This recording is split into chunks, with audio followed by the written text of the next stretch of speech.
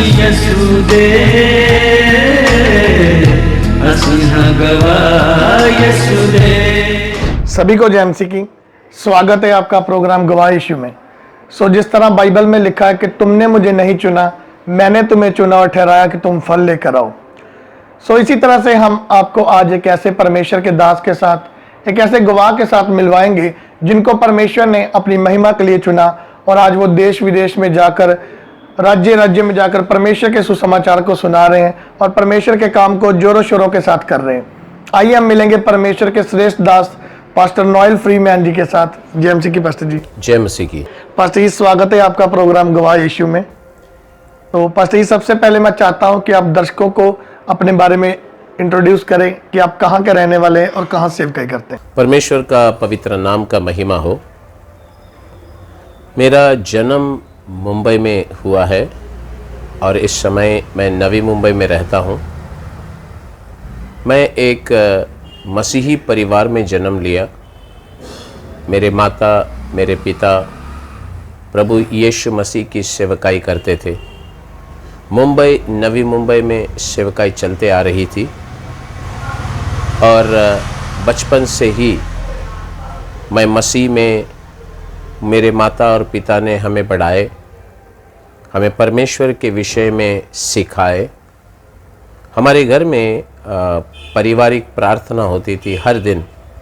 उस पारिवारिक प्रार्थना में बचपन से ही मेरी माता बैठकर, जैसे संडे स्कूल में सिखाया जाता है, उसी प्रकार से हमें सिखाया करते थे। बचपन में बहुत सारी सवाल थी कि ये लोग किससे प्रार्थना करते हैं, क्योंकि बाकी देवी देवताओं दिखाई देते थे, हमारा परमेश्वर दिखाई क्यों नहीं देते।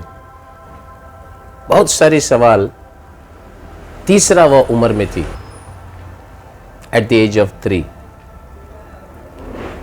तभी माता मुझे सिखाने लगी कि बाइबल में एक व्यक्ति है, एक लड़का है तुम्हारा जैसा, जिसका नाम है शमूएल।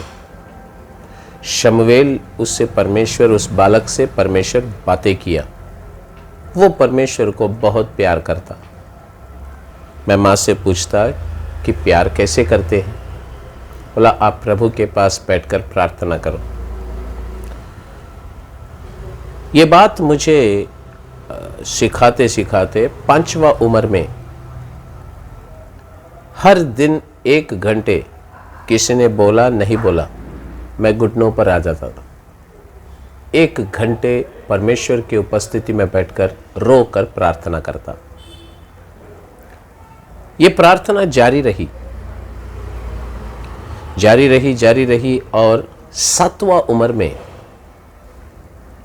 मैं रात को सोते समय, मुझे आज भी याद है कि 3:10 की समय, सुबह भोर के समय, परमेश्वर जैसा शमूएल से मुझसे बात की। परमेश्वर की आवाज़ सुनकर मैं डर गया। मेरे शरीर कांपने लगे। मेरे शरीर के अंदर एक कंपकपाहट आ गई। तकरीबन परमेश्वर जो मुझसे बातें की, हर बातों को सुना। उस उम्र में प्रभु की आवाज़ सुनना और प्रभु मुझसे बातें जो किए, जैसा एक व्यक्ति बड़ा इंसान के साथ अपनी सारी प्लान्स को शेयर करता है, प्रभु मुझसे बात करने लगे और मैं सोचने लगा कि ये क्या बात है। 1 महीना तक मेरे शरीर कांपता रहा। उसकी आवाज़ में, परमेश्वर की आवाज़ में इतनी सामर्थ थी। लेकिन उसके बाद ऐसा एक समय आया, ये बात तकरीबन फरवरी में हुआ। सितंबर के महीने में मेरे पिताजी गुजर गए। पिताजी गुजरने के बाद मेरे अंदर बहुत सारी सवाल आ गए। हम छोटे थे, परेशानी में थे और मेरे अंदर सवाल आ गया कि ये परमेश्वर इतना प्रेम करता है तो मेरे पिताजी को इतनी छोटी उम्र में वो लेके क्यों गया। हमारे बारे में परमेश्वर को कदर नहीं था क्या। निराश मेरे जीवन को पकड़ लिया। 8वां उम्र के बाद मुझे परमेश्वर के पास थोड़ा नफरत शुरू हुआ कि ये परमेश्वर कैसा परमेश्वर है कि हमारे बारे में सोचे तक नहीं। बात करते समय मुझे यकीन आया कि यीशु मसीह जिंदा खुदा है, वो बात करता है। लेकिन गुस्सा भी आ गया कि इतना जानने वाला परमेश्वर हमें अकेला क्यों छोड़ गया। तभी सांसारिक जीवन जीना शुरू किया। छोटी उम्र में ही मेरे मित्र 25-30 साल के थे। उतनी उम्र के लोग मेरे मित्र बन गए। उनके साथ घूमना फिरना प्रभु से दूर चला गया। मुझे पता था कि परमेश्वर जीवित है, लेकिन कुछ क्रोध मुझे प्रभु से दूर कर दिया। चर्च में मीटिंग होती थी, भविष्यवक्ता लोग आते थे, जो मुझे जानते ही नहीं, देखे ही नहीं, वो बोलते थे तू परमेश्वर के लिए चुना गया है। और उस समय मुझे पता था कि प्रभु ने मुझे चुना है, क्योंकि 7वां उम्र में प्रभु ने ऑलरेडी प्लान बता दिया। 15वां उम्र में अपनी जिंदगी खुदा को समर्पण किया। परमेश्वर मेरे जीवन को बदल दिए पूरी तरह से। उसी उम्र में मुझे परमेश्वर ने पवित्र आत्मा की अभिषेक से भर दी और उस दिन से मैं प्रभु के लिए खड़े होकर सेवा करना शुरू किया। सेवकाई में बढ़ने लगा। नवी मुंबई की भाग में प्रभु का सेवकाई करता गया।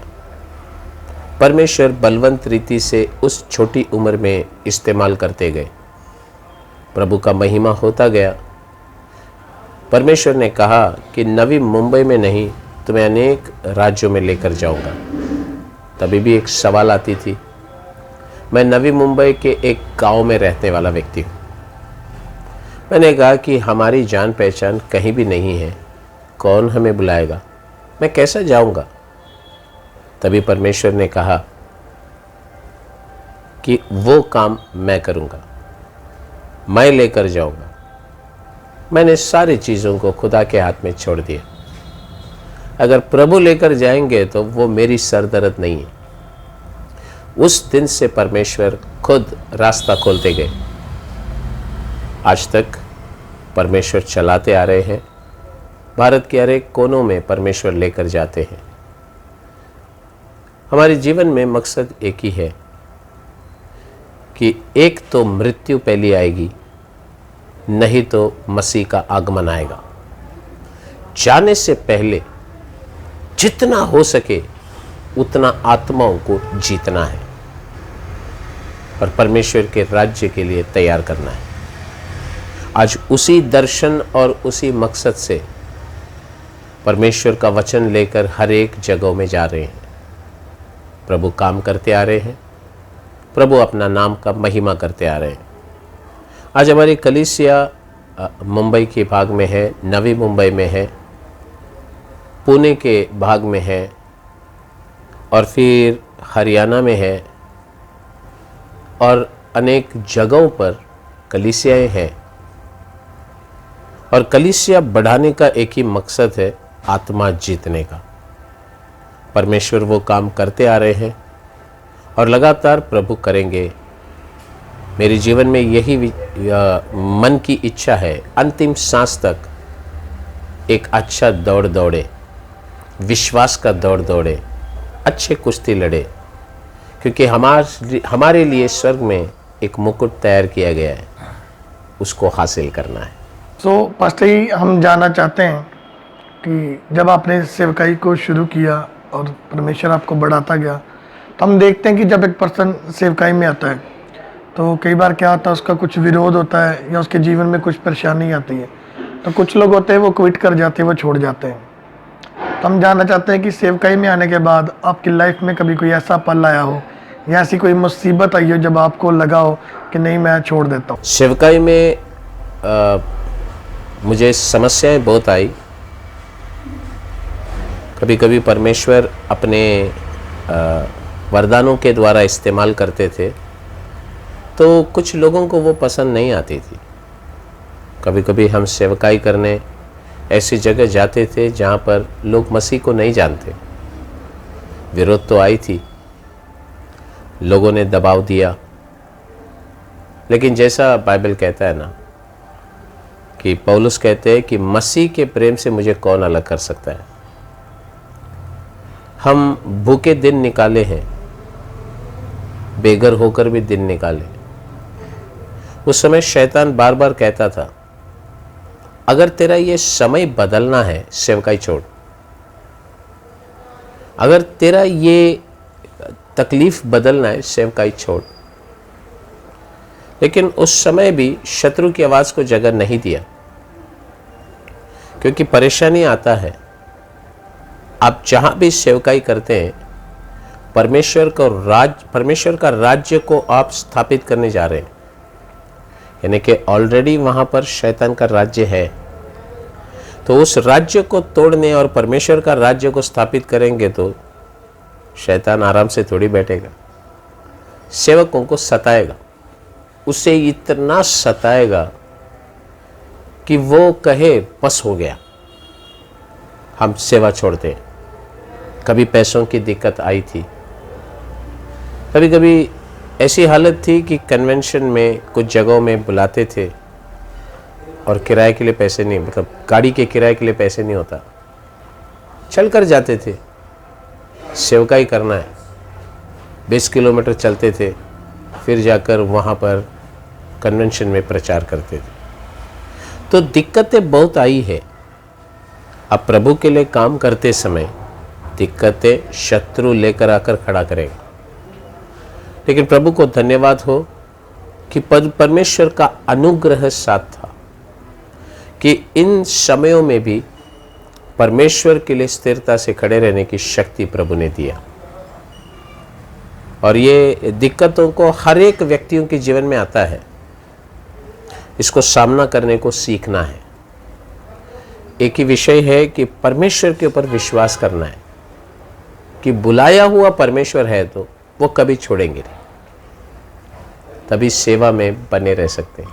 तो पास्टर जी, हम जानना चाहते हैं कि जिस तरह हम देख रहे हैं कि जो क्रिश्चियनिटी है मतलब काफ़ी तेज़ी से बढ़ रही है, तो उसके दौरान मतलब कुछ लोग ये भी बोलते हैं कि ये पैसे दे के धर्म परिवर्तन करते हैं। तो मैं जानना चाहता हूँ कि क्या आपने कभी कुछ ऐसा देखा हो कि पैसे दे के किसी का धर्म बदला हो? मैं जहाँ जहाँ सेवकाई के लिए गया हूँ अभी तक तो वो देखा नहीं है। हाँ, मेरे पास लोग आकर पूछते थे, हम आपके चर्च में आएंगे, कितने रुपए देंगे? हम तो उन लोगों को सीधा बोलते थे, हमारे पास पैसा नहीं है, हमारे पास केवल यीशु मसीह है। तो आज तक मैंने पैसे देकर धर्म परिवर्तन किया हुआ अनुभव नहीं देखा है, नहीं देखा। बल्कि लोग आकर पूछते थे, आपके चर्च में आएंगे, आपके यीशु मसीह के पास आएंगे, कितने रुपए देंगे? और मैं उनको साफ मना करता कि परमेश्वर के पास आने के लिए पैसों की ज़रूरत नहीं है। आप विश्वास करते तो आइए, प्रभु काम करें। सो पास्टर जी, जिस तरह हम देखते हैं कि जैसे एक विश्वासी है तो वो चाहता है कि मैं भी परमेश्वर के काम करूं, मैं भी परमेश्वर के लिए यूज़ हूं, तो कैसे वो इन चीज़ों को कर सकता है और कैसे वो परमेश्वर के लिए यूज़ हो सकता है? प्रभु के लिए यूज़ होना ही ज़रूरी है। हर एक विश्वासियों को परमेश्वर ने बुलाया है। ऐसा नहीं है कि केवल कुछ लोगों को बुलाया है, हर एक को बुलाहट है। हम कम्युनियन में भाग लेते हैं, प्रभु भोज में भाग लेते हैं।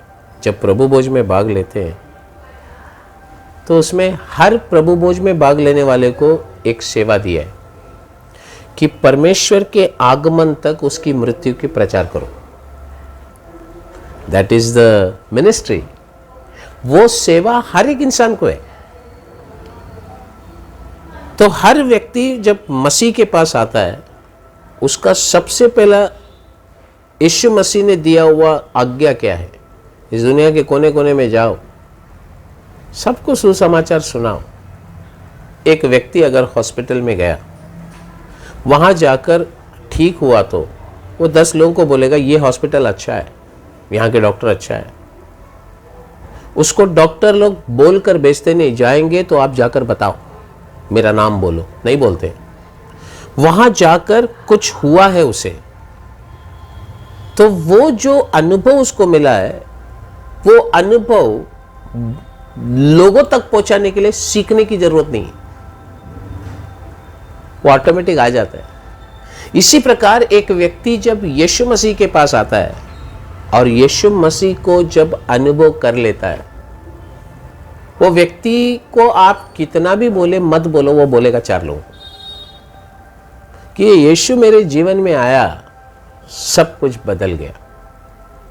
एक गीत है ना, जब से प्यारा यीशु आया मेरा जीवन बदल गया। इसे बोलने के लिए सीखने की जरूरत नहीं, इसे बोलने के लिए परमेश्वर ऑटोमेटिक उस व्यक्ति के अंदर से आएगा, और वो बोलना ही सेवा है। परमेश्वर के लिए गवाही, सेवा तो किस इस प्रकार कर सकते हैं। यस। सो पास्टर जी, जो लोग अभी भी अंधकार में हैं, अभी भी पाप में फंसे हैं, आप उनके लिए क्या मैसेज देना चाहते हैं? मैंने बीच में एक प्रचार किया था कि पाप एक इंसान का भला नहीं करता है, पाप आपका जिंदगी को बर्बाद करेगी। जो अपने अपराध छुपा रखते हैं वो कभी सफलता प्राप्त नहीं करेगा। यानी कि पाप इंसान की सफलता को रोकता है।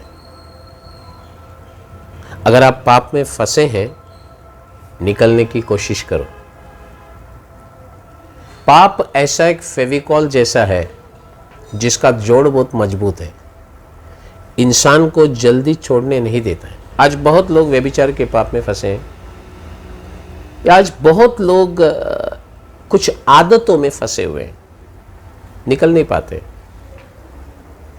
आज परमेश्वर हमें ये बात बताते हैं कि पाप से तौबा कर लो, आपको तभी ही अनंत काल का जीवन। बाइबल कहता है तुम पाप को कबूल करो, उससे छोड़ दो, परमेश्वर की दया तुम पर आएगी। जो पाप में फंसे हैं प्रभु की दया से दूर है। जब प्रभु की दया हमारे लिए उपलब्ध है, क्यों ना उस दया का हम फायदा उठा ले, खुदा के पास आए, पाप को छोड़े, तौबा कर ले, दया हमारे लिए उपलब्ध है। यस। तो पास्टर जी, हम आपका बहुत बहुत धन्यवाद करते हैं, आपने अपना कीमती समय दिया, हम हमारे साथ और लोगों के साथ वचनों को शेयर किया। हम आपका बहुत बहुत धन्यवाद करते हैं। जय मसीह की, जय मसीह। तो जिस तरह आपने सुना और देखा कि कैसे परमेश्वर ने इनको अपनी महिमा के लिए चुना और कैसे परमेश्वर आज इनको इस्तेमाल कर रहा है, ये जगह जगह जाकर परमेश्वर के सुसमाचार को सुना रहे हैं और परमेश्वर की महिमा को कर रहे हैं। मेरा विश्वास है इस बड़ी गवाही के द्वारा परमेश्वर आपके जीवन में एक बड़ा बदलाव लेकर आएगा। सबको जय मसीह की। अगर आप परमेश्वर के कामों को आगे बढ़ाने के लिए इस सेवकाई में अपना योगदान देना चाहते हैं, तो आप इस QR कोड को स्कैन करके गूगल पे के द्वारा अपने दान भेज सकते हैं। अगर आप विदेश से अपने दान भेजकर परमेश्वर के कामों को बढ़ाना चाहते हैं, तो आप इस बैंक डिटेल्स का इस्तेमाल करके अपने दान भेज सकते हैं। परमेश्वर आपको आशीष दे। तो मेरे प्रिय भाई बहनों, अभी आपने एक बहुत बड़ी अद्भुत गवाही को सुना। तो मेरा विश्वास है परमेश्वर इस गवाही के द्वारा आपके जीवनों में 100 गुना फलों को लेकर आएगा। आप इस टेस्टिमनी को अपने दोस्तों के साथ, फैमिली मेंबर्स के साथ शेयर जरूर करें, ताकि वो भी जान सके कि परमेश्वर कैसे लोगों के जीवन में काम कर रहा है। मेरा विश्वास है परमेश्वर इस गवाही को सुनने के बाद आपके जीवनों को सेम नहीं रहने देगा। आप हमारे चैनल गवाह यीशु दे को सब्सक्राइब कर लें, ताकि आने वाले दिनों में आप परमेश्वर की और गवाहों के साथ मिल सके। अगर आप भी अपनी टेस्टिमनी हमारे साथ शेयर करना चाहते हैं, तो नीचे आपको एक ईमेल आईडी दिखाई दे रही होगी, आप उस ईमेल पर अपनी डिटेल शेयर कर दें, हम आपके साथ कांटेक्ट जरूर करेंगे। मेरा विश्वास है परमेश्वर आपके जीवनों को सेम नहीं रहने देगा। God bless you all. सभी को जय मसीह।